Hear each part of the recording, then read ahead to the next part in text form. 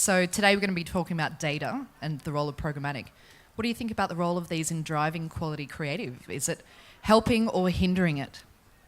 Well, I think any organisation, whether they're an enterprise blue chip marketing brand or a creative agency that aren't using data to inform creativity, are really missing a trick. And I would suggest, the longevity of those businesses probably isn't going to be as good as other businesses that are embracing creativity, because I think, we've got a room full of people here, I imagine, who are interested in media delivery, media efficiency, to a certain extent, marketing effectiveness. And I think the media delivery pipe is only one half of the equation, right? What comes out of the bottom of the pipe is a function of what goes into the pipe, and the industry, from a kind of like ad tech point of view, is very fixated on making the shiny pipe, but isn't necessarily, I think, as fixated on the technology that will improve the stuff that goes into the pipe. And that is the big challenge for the industry, to adopt creative technology in the same way that it's adopting, I'd say, media delivery technology, because if you focus too much on one side and not the other, then I don't think you're going to get the best output or the best outcome. Okay, great. And actually then, Casper, I'd love to get your opinion on this as well, particularly coming from Xaxis now across to creative agency. What are your thoughts? So, maybe if I answer the question in two parts. First of all, is it important? I think it's even more important than we think it is, that the creative side of the industry starts engaging more with technology and data. And the very simple reason for that is, not just in Europe, but all over the world, the value exchange between advertising and content is now data. It's no longer sort of content for time, it's content for your data, right? It's very easy to skip ads, to sort of avoid ads, but it's your data that's valuable. Right? And people are resentful of that. People are resentful of their data being used. Let's be honest with ourselves, right? So if the quality of the advertising that's being put in front of someone whose data is being used isn't good, then you have a problem. Right? If you're not engaging if the content, if the advertising isn't interesting, relevant to that person that you're targeting, you have a problem. So the creative is absolutely crucial. So then the next part of the question then is, are we doing it, and are we doing it well? Yeah. I think it depends, actually, is the answer. I know that's a bit of a cop-out. Depends on what? So at the bottom of the funnel, we've got product carousels and all that kind of thing. Is that good advertising? It might be efficient, it might be driving a few points on effectiveness, but I would argue it's not necessarily creating a fantastic customer experience. We know people are annoyed by retargeting ads. We know they're annoyed by the format those often take. Yep. At the top of the funnel, I think there's still a huge gap. I think most of the creative agencies really struggle to understand what to do with data, what to do with technology, and how to engage with this part of the industry.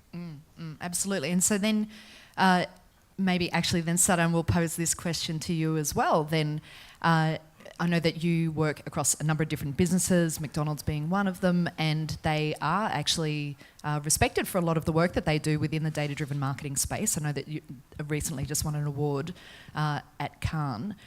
So how are you guys approaching this? And I think also from how are you approaching it, as in how are you representing and working with McDonald's on it? And what's OMD's role in that too? Well, coming to the earlier question that you had, I mean, I agree with Casper. It's twofold, right? So we haven't yet figured out really well how to play in the addressable reality as advertising agencies and media agencies. How do we work together? How do we earn money out of it? And all of that. So the dust is still kind of settling on that, and I'm optimistic that in the next 1 year or so we'll have quite a few stable models emerging, and there are a lot of experimentations going on. But at this point of time, there's a lot of push and pull, and it's we are trying to work with advertisers and markets where we have a strong relationship with our advertising agency counterparts, where we have enough trust to be able to try out these new models, and then try and lift and shift those to other markets, and we have had a degree of success in that.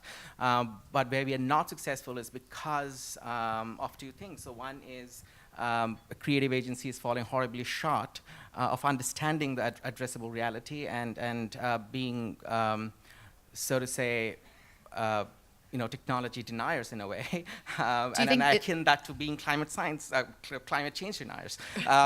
So it's statements like technology companies are infiltrating cons and stuff like that indicate the level of distrust that creative agencies have towards this technology and see that as an impediment to creativity, which it clearly is not. Right. So, and on the other hand, media agencies see that as an opportunity, and there is nothing wrong with that, and they feel that there is a certain amount of legitimacy in playing in that space because of their inherent comfort level with technology, but they are overplaying the hand at times when they try to appropriate the whole creative process without having the wherewithal to do so. Yes, So absolutely. to kind of have the audacity to step out of the comfort zones on both parts is required, but also the humility to see each other's strengths and respect that is also required. And the whole process, we need to figure out, the commercial models as well. Yeah. So coming back to McDonald's, again, it's a different situation, different market. In some markets we are ahead, in some markets we're still figuring it out. But when you look at data-driven creativity, it's not just it's not just manifested in different creatives. It's also the creative use of data in solving business problems. And one such example is what we did with McDelivery in Singapore, where we used real-time data, which is just wait time data at a restaurant level to flex that ad spends in real time at a hyper-local level, so that we are shifting ad spends from restaurants that are not able to deliver in areas where they're not able to deliver to areas where they have excess capacity. And those are sort of stuff that we are able to do now with access to technology. And So can I ask on that then, what is the role of the ad tech stack in that? So what technology has been used to really drive some work like that? The thing is this, we need to start with the purpose, and the opening panel talked about that, so focusing on outcomes rather than the means. And you can focus on outcomes if you start with the singularity of purpose, what we're trying to solve for, and then see what are the things that fit in to solve that particular problem. And it may not be a conventional ad stack that solves each one of these problems. It could be a customized solution. For example, in this particular initiative that I was talking about,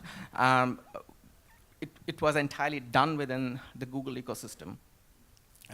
But that's not necessarily the template for each and everything that we do for McDonald's. Sure. So, yeah. Okay, great. All right, so I want to come back to one of the points that was picked up was then what is the role of the creative agency and what are some of the challenges that the creative agency faces?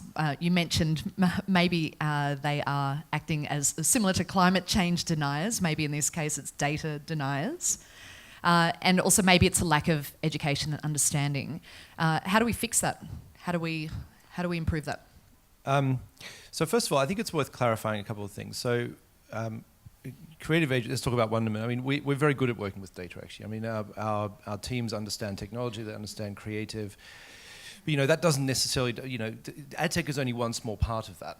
There are lots of different technologies that they work with, and we won awards in Cannes for the campaign Coins of Hope, which was putting faces of lost children on coins and circulating them in Europe, which is a very data-driven, very technology-heavy campaign with a very interesting creative idea at the heart of it.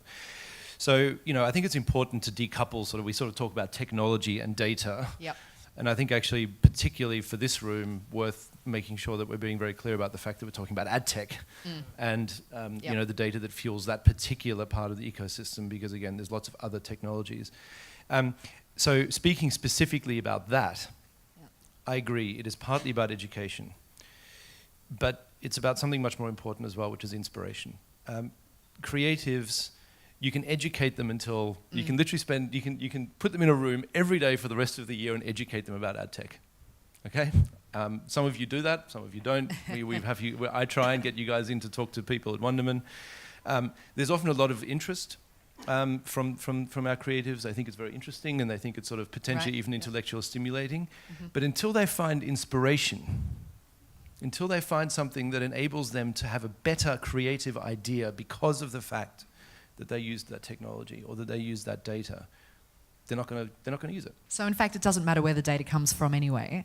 It's around building. Well, they don't really care where the data comes. It's more about how can that fuel a better idea. Yeah. You know, how can that, you know, how can creatives? This is what's so interesting about Publicis pulling out of Cannes. Apparently, you know, creatives want to win awards, right? Like, Yeah. I mean, they yes, of course, they care about our clients, but they want to win awards for those clients. It's something that really matters to them. Yeah. So, if they can be inspired by the use of data and technology, Yeah. and a lot of what the people in this room do every day, if they can be inspired by that, know that they can use that to win awards in Cannes, and let's face it, Cannes the one that matters, then it'll work.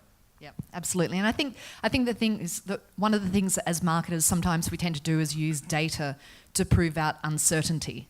It's to actually take away some of the risk that we may feel about the direction that we're going with creative. When in fact, creators should be using it to find the abnormalities. You know, what are the open areas we can be using? That's right. I mean, you know, we've just been in Cannes. One of the big, you know, sort of discussion points in Cannes was, you know, the fact that it doesn't know what it is. You know, it's sort of like you've got the tech alley and the yachts, and then you've got the creative thing next door, and they never the twain shall meet. Well, the twain has to meet. You know, the creatives have to start spending. You know, you guys have to start inviting the creatives onto your yachts. They won't have much money to spend. Yeah. Right? So it's a little bit of a problem because they're taking up valuable space on your lovely yacht, but you've got to start inviting the creatives. But it's a great point. Right? And so then how do the people in this room better connect with the Invite the creative agencies to your yachts. You know, because at the moment, most ad tech partners certainly would be dealing primarily with the media agency and not with the creators. Phil, I know that you guys actually do work closely with creative agencies as a part of your tech offering. What do you sort of recommend as a direction for others to be able to take advantage of this? Well, I mean, we started off with data, and we started off with a lot of data about, you know, video consumption and engagement through a kind of like web crawler technology that we built back in 2007. And we were trying to work out what we could do with that data, and what became really apparent from the conversations we were having with clients and creative agencies was that they were coming to us independently and saying, if you know everything about the kinds of people who've been sharing this brand or this type of creative, surely you can help us understand what the kind of drivers of that engagement should be. And then, you know, from there we launched a load of creative consultancy technologies and products, and they only probably represent 10 to 20% of our revenue. You know, 80% of our revenue is still coming from media distribution and, you know, video distribution. But that 10 to 20% is critical for us because it's those technologies that allow us to be able to interface with the creative agencies and partner with them. So at any given moment in time in Singapore or US or UK or Europe, you know, Australia, we'll be working with the Saatchis and with the BBDOs and also with the emerging creative technologies that are kind of, you know, more you know, like people like 60 Seconds and 90 Seconds and those guys. Yep. Because we, you know, passionately believe that by employing the data that we have and understanding and being able to create, let's say, psychological models for understanding human engagement and then turning those into tools for the industry, we will be able to allow advertisers and their agencies to understand how an Indonesian mum, in terms of her emotional response, differs from an Australian mum or differs from a Scandinavian dad. And we just did a piece of work, we did a parent's playbook where we were looking at the difference between dads and mums. So a lot of brands want to target parents, but are there distinct differences between the emotions that dads that resonate with dads and that resonate with mums? And what we found in Southeast Asia was that even though happiness and pride and inspiration are kind of three triggers that work both for mums and dads, the mums tend to go for warmth as a fourth trigger, or that you know, that kind of stimulates them. And then for dads, it was exhilaration. And similarly across borders, you might have a similar target audience, but, you know, as brands try and make creative that stems and can go across regions, you know, our technology allows those brands, if they use it in the right way in their creative agencies, to understand the subtle differences at a cultural and a human level between those audiences, to understand, okay, this is the creative idea, which regions is this creative idea going to resonate in, and which regions is it going to alienate? And this is about understanding cultures across borders. And I think we're only just exploring that now. And if brands can understand that and creative agencies can understand that up front when they're thinking about creative design, then I think it de-risks the creative. Yep. And it also reduces a lot of potentially wasted expenditure in making a multi-million-dollar creative that, as we've got experience of, that never ever sees the light of day. Because then when it is built, the local markets who have to put the media support behind it look at that creative and say, sorry, I'm not going to air this in Indonesia, I'm not going to air this in Malaysia, and the client's just wasted $1 million. Yeah. Which actually leads me into another point around the upfront planning of creative production and media at the end of the channel, I guess. So, you know, you still have many clients who are doing those big budget upfront pieces of work, and then they are looking at how this can actually work across lots of different channels, programmatic being one of those.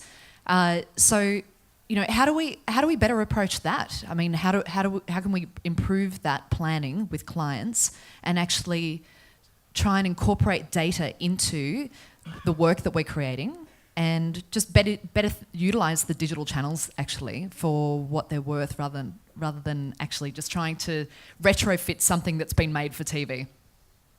Sudden? Well, that's already happening with some of our bigger advertisers, and McDonald's being one of them. And over the last 1.5 years, we have shifted quite a bit upstream in terms of providing inputs, whether it's the kind of insights that we've just been referred to, or you know. From a media perspective, what the key changes are and what we should be keeping in mind. And these inputs are going much more upstream in the marketing planning process, not just kind of the kind of phase 2, as McDonald's calls it, when we get down to actual media plans, but kind of pretty much upstream in the process. Can I ask a question? Helping, yeah. Who's taking responsibility for that? Who owns that? Is that the client who is leading that? Is it the creative agency, the media agency? It required a bit of kind of convincing in terms of why that's important, and a few test cases of how it could deliver better results. At this point of time, I mean, it's mostly the media agency that's leading the conversation, and the creative agency is very much part of it, because unless they are in the room, it doesn't matter. So because they are the ones that will actually be actioning it, and there's no value of great segmentation work or great targeting if you don't have a great message at the end of the funnel. So. Yeah. I think, I mean, my experience is that clients are leading this a lot of the time. You know, I think clients are investing in people who understand this ecosystem very well, and they're I think rightfully, you know, have a point of view and are trying to lead this conversation more. You know, maybe we are a slightly unusual creative agency in the sense that our heritage is direct marketing, and so we've always been, you know, our business has always been about a third data scientists, a third technologists, and a third creatives. Which means that we tend to be brought in very early in the process, where we work a lot with Adobe and, you know, Marketo and various other tech platforms, MarTech and ad tech platforms, particularly MarTech platforms, to help our clients deploy those. So that, and then, you know, our old CTO at 24/7 made a great quote once. He said that technology enables us to make 1 million mistakes a second. Which I loved as a quote, and it's so true. You know, just deploying the technology does nothing for you at all. It just means that you've got the capability to do something very smart, but you need data and an agency that understands that, and you need creative and an agency that understands that as well. So your model is actually full service. We do all that. We don't do media buying, but we're often brought in very early. We can help you there. Yeah, thank you. But we often, I mean, we obviously work very closely with Xaxis. We work very closely with Light Reaction. We work very closely with the Group M agencies. You know, a lot of the clients we have are shared. But we will advise our clients on the deployment of big technology, which comes very early in the process. And, you know, so I think that world of linear planning is, I mean, I see it very rarely now, really. I mean, it's even just because of the immediacy of social media and the feedback, and everything now is non-linear anyway. Look, I would like to say that I'm not seeing it as much, but I definitely still am across big clients who just, you know, whether it's the way that they budget, the time that they need to, you know, the speed with which they need to get to market. Unfortunately, it is definitely still happening. Let's just touch on that idea, though, of the full service model. And, is that the way of the future? I know that Omnicom have set up a new agency, Hearts and Science. Can you tell us a little bit about that, Sadan? About Heart and Science, I'm not allowed to talk about that, but... Right. Top secret project. But is our integrated models the way to go? Client-centric integrated models. Yes, for big advertisers, but we also have, I hate to use the term, that term for clients, but a long tail of clients which are equally valuable to us from a volume and scale standpoint that we need to take care of. And it may not be economically and logistically viable to create client-centric, integrated, dedicated models for each one of them. So how do we resolve the two realities? Yes, integrated models are the flavor of the month, and they are been experimented across agency groups in various shapes and forms. I think that's here to stay for a while at least. But then there are other ways of approaching this as well. Forming new ways of working between the advertising agency and the media agency, and then looking at the entire end-to-end opportunity and kind of productizing the various modules within that, and then figuring out in which market for which advertiser which agency has the expertise across those particular modules, and then plug and play. Yep. So it might be the media agency owning a few more of those blocks in one market, whereas there is a more tech-savvy creative agency in another market which does that as well. So it's not a one-size-fits-all. Yes, integrated models will be there, but there are other forms of experiments that are happening as well. And I think as dynamic creative optimization starts to take hold, as consumers demand, to Casper's point earlier, more personalization and relevance in the use of kind of the way that their data has been used. If you think about a creative that needs to be built, I think Unilever did one back in late 2005. I think it was called, for Axe. Oh, the Axe Romeo. Yeah, the Axe Romeo. Yeah. And they had over 100, this is video, they had over 100,000 different variations of the way that video could be played out based upon like 4 or 6 audience segments that they'd created. So this is about starting with the audience, segmenting them based on, lifestyle or preference or kind of, any kind of data that you can get. And then basically having a creative that in real time would dynamically shift and change and could have that many different variables. Yep. Now, if you go to a normal traditional creative agency and say to them, I want you to start building me creative in video that has 5,000, 10,000, 15,000, 20,000, 25,000 different potential permutations, they're probably just going to look at you like you're an absolute lunatic because the traditional models of charging don't allow for that kind of... So, I mean, I see a world where the bigger clients that require this kind of stuff are going to have almost creative technology teams embedded into them that live and breathe the brand, that are involved in all that kind of stuff, that understand the marketing outcomes, the objectives, what needs to be done, but have the capacity and the skills to be able to create this stuff that can have 5,000, 10,000 outputs. Yeah, absolutely. I have a bit of a strong point of view on DCO.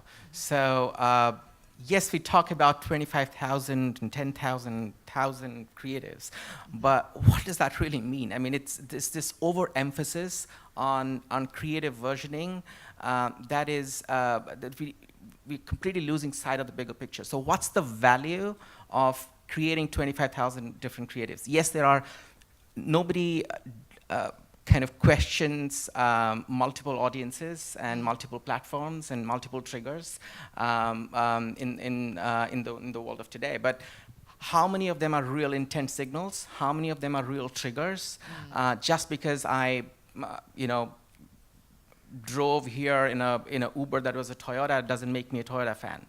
I mean, it's, recognizing which are intent signals versus which are just kind of variables is really, really important. So we might, in a lot of cases, just do it for audiences and have manual message versioning but gain some genuine insight about those 4 audiences and produce inspired creatives. It could be 4, it could be 50, it could be 100, but we should not lose sight of what we are trying to solve for and what's the real business value. And I think it's a lot of gimmicky stuff going on around in the DCO space, and there's a lot of emphasis on the technology and to get out of the door and do something with it, rather than focusing on the business objectives. Casper, did you have something you wanted to add on that? Yeah, I mean, I was just, it echoes my point about a million mistakes a second. Right? I mean, I think too much of the time we think making a decision on a technology platform is the only choice you need to make, and everything else will fall into place. And I think the irony of automated marketing is it's a lot less automated than you think it is. Yes. You need to spend a lot of time actually on the inputs, which is data, on understanding exactly what it is you want to do with it, and then on deciding what is the content strategy in terms of how you're going to drive the best possible engagement with the data, i.e. the people, based on your business strategy, using the technology you've decided on. Yeah, definitely. I think I saw some research recently that said consumers are increasingly a bit freaked out actually by over-personalisation of communications beyond emails, which they've signed up to. But see, this is my point. So that's why this room has a huge responsibility to engage with creative agencies. Creative agencies do understand good creative. Right? I know that's an obvious thing to say, but they really do. They understand what resonates, right? And they do a fantastic job with it. They need you to help them make that accessible to people when you're targeting them, because otherwise this whole thing is going to collapse. It's like if we don't bring the consumers who are trying to show ads to, they're not machines, we hope, right? Let's assume they're not machines for a second, right? They're people, which means they want to look at something that's interesting. So if we're using data, if we're doing something that's very personalized as an industry, we have an absolute responsibility to our clients and to them and to us and our shareholders and everyone who's invested in this industry to make it awesome. You're absolutely right. And I know, Phil, we were talking about this last week actually, because we are one of the only industries that are still truly interrupting consumers. And so that sense of responsibility we have is really there. So I know you have... Yeah, I mean, when we're in certainly in Singapore, we're on an always on-demand world where if you want a meal, then you can get it delivered within 30 minutes from any kind of, using technology, Uber Eats or whatever it might be. When we want to watch, 10 box sets of our favourite show, then we have that on demand. But yet, the flow of the tide seems to be going this way. But then advertising is still going this way, and I passionately believe that the interruption is the one thing in advertising that is going against the consumer tide. And we keep, programmatically, I think most video and most programmatic is bought still on a CPM. And I think, I believe interruption is lobotomizing and killing creativity. Because, Facebook are out there telling brands that they should be making 6-second creative. How can you create an emotional connection with a consumer inside 6 seconds? 30 years of marketing effectiveness research from the IPA in the UK, which is the richest database of marketing effectiveness, shows us that long-term emotional ad strategies deliver much higher profitability market share gains than short-term sales activation or rational messaging. Yet we're dumbing down creatives to a 6-second or a 12-second logo ad. And I fundamentally think that the programmatic industry, and this is a call to arms to everyone in the room, if we can adopt mixed buying models, we can deliver cost per completed view video as well as CPM video and allow a user to skip and be able to do that outside of YouTube, then we can allow creative agencies and clients to embrace creativity and be able to create stories that do create emotional connections that maybe last 60 seconds or 90 seconds. And my fear is that we're just going to dumb everything down to a 6-second logo ad. And that's the way that the industry is going to go, because we've got one platform that have decided to autoplay all their video ads and not make them click to play that are dictating everything. Yeah. Okay, great point. And our time is up, actually. So we'll finish up there. And I love that. A call to arms for us to all take responsibility for better creative.